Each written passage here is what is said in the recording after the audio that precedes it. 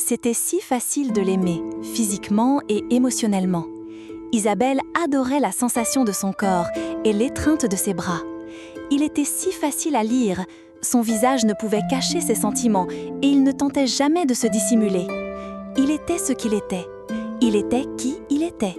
Pour dire les choses simplement, il était gentil, attentionné et doux, et plus intellectuellement capable qu'il ne le reconnaissait, ce qui lui donnait une attitude modeste, généralement charmante et parfois irritante. Isabelle voyait tant de merveilleuses qualités chez cet homme quand elle était avec lui. Mais lui acheter des cadeaux est une toute autre histoire aujourd'hui, alors que jusqu'à présent, elle n'avait jamais eu de problème à choisir des cadeaux, qui avaient toujours été bien reçus. Elle déambulait dans la rue principale, s'arrêtant devant les vitrines et errant dans les magasins à la recherche d'inspiration. Elle avait déjà passé tout son temps libre le soir à fouiller Internet, consultant divers sites web pour le cadeau parfait, déçue que leur contenu ne tienne pas leurs promesses. Ses amis lui avaient offert des conseils et des suggestions, mais rien n'était juste pour lui.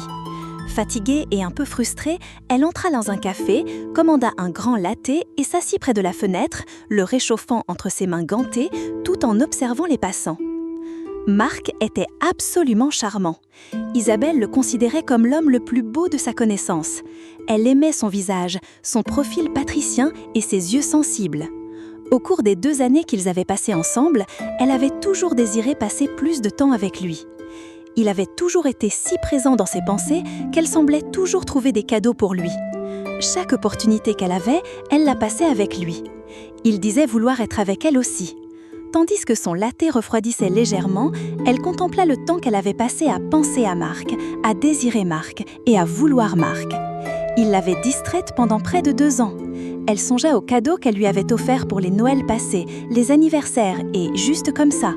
Ça avait toujours été si facile.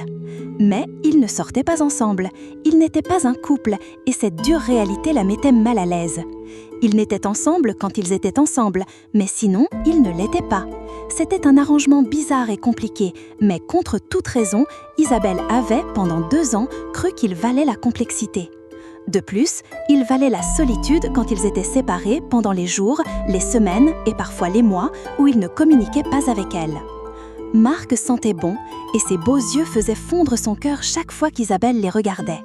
Elle adorait être tenue dans ses bras, inhalant son parfum, contemplant ses yeux mystiques et magiques. Sa raison lui disait qu'il n'était pas parfait, qu'il avait des défauts, comme tout le monde. Quand sa raison prenait le dessus, elle pouvait énumérer ses défauts et ils étaient nombreux. Sa raison lui disait aussi qu'il n'était pas le bon, il n'allait pas être son heureux pour toujours. Mais son cœur aspirait à une autre histoire. C'était la raison pour laquelle acheter un cadeau cette année était si important. Isabelle avait regardé des bouteilles de ses single malt et de ses jeans préférés, mais c'était un cadeau qui serait apprécié puis disparaîtrait. Elle cherchait quelque chose qui ait une certaine longévité. Elle avait manipulé chaque livre dans la grande librairie de la ville, cherchant un livre spécial, mais n'avait rien trouvé d'approprié. Elle avait parcouru quelques librairies anciennes et n'avait toujours pas pu trouver le bon livre. Aucune première édition ne lui avait sauté aux yeux comme auparavant. Les boutons de manchette étaient pour son père, les chemises ou les pulls de Noël étaient pour ses oncles, et les cravates amusantes étaient pour ses cousins, vus une fois par an. Elle avait regardé des jeux de société, des jeux électroniques, et s'était éloignée, se sentant embrouillée et irritée. C'était quelque chose dont elle ne savait pas assez pour faire un achat pour Marc. Personne ne veut un jeu qu'il possède déjà. Les articles de toilette n'étaient pas une option. Elle laisserait ça à sa sœur. Isabelle sirota son latte. La vue devant la fenêtre était un flot de passants, portant des paquets et des colis. Des rouleaux de papier cadeau détassaient du haut des sacs, des ballots débordaient et gonflaient à travers des sacs décorés de joyeux Père Noël et des guirlandes flottaient dans la brise.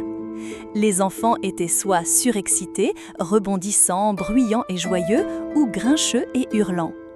Tout le monde semblait pouvoir trouver des cadeaux pour la famille, les amis et les collègues. Seule Isabelle se sentait incapable et bouleversée en regardant son latte.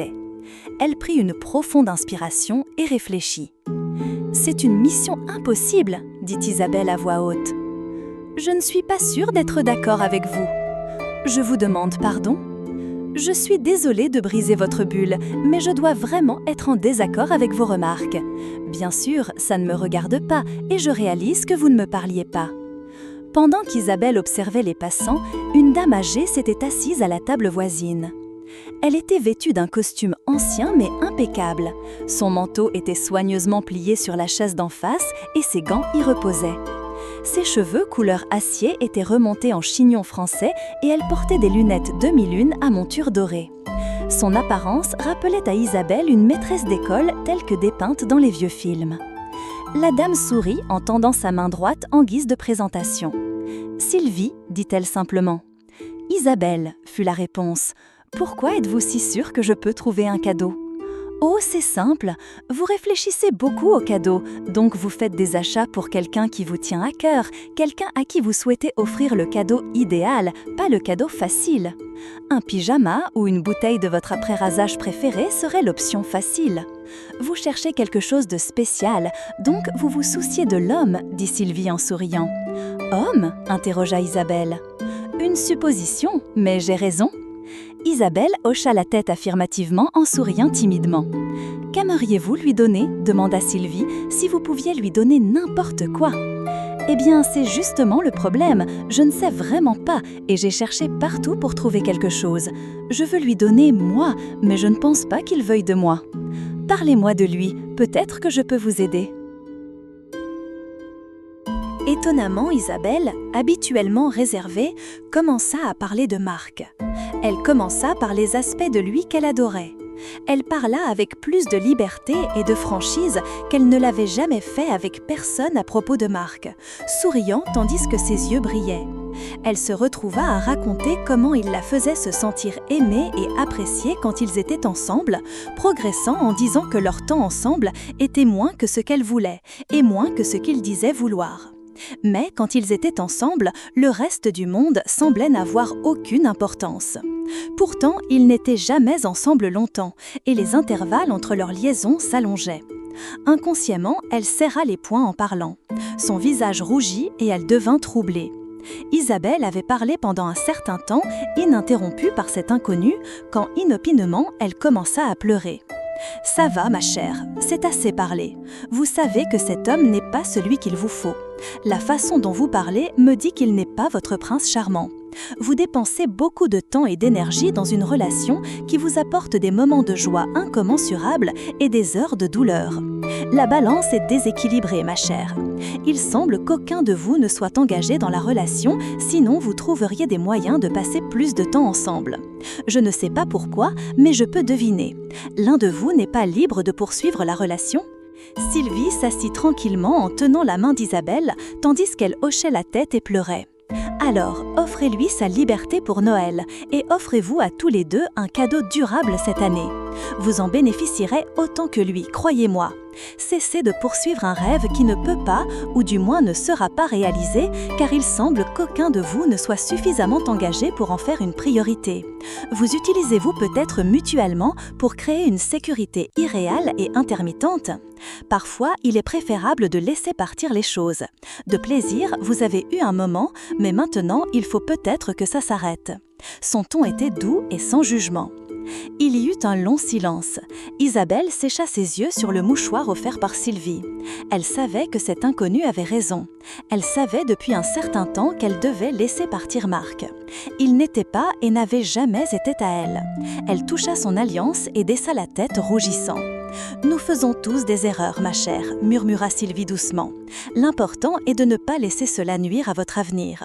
Je suis sûre que c'est un homme remarquable, mais je soupçonne que vous ne voulez pas abandonner ce que vous avez pour lui. » La réserve d'Isabelle revint en force. Elle esquissa un demi-sourire vers Sylvie. Finissant son latte, elle se tourna pour parler à Sylvie. Mais la dame âgée était partie. C'était comme si elle n'avait jamais été là. Pas de tasse vide, pas d'empreinte sur la chaise. Isabelle regarda le mouchoir qu'elle tenait encore, le froissa dans sa main et le poussa dans sa poche, se leva et retourna au comptoir.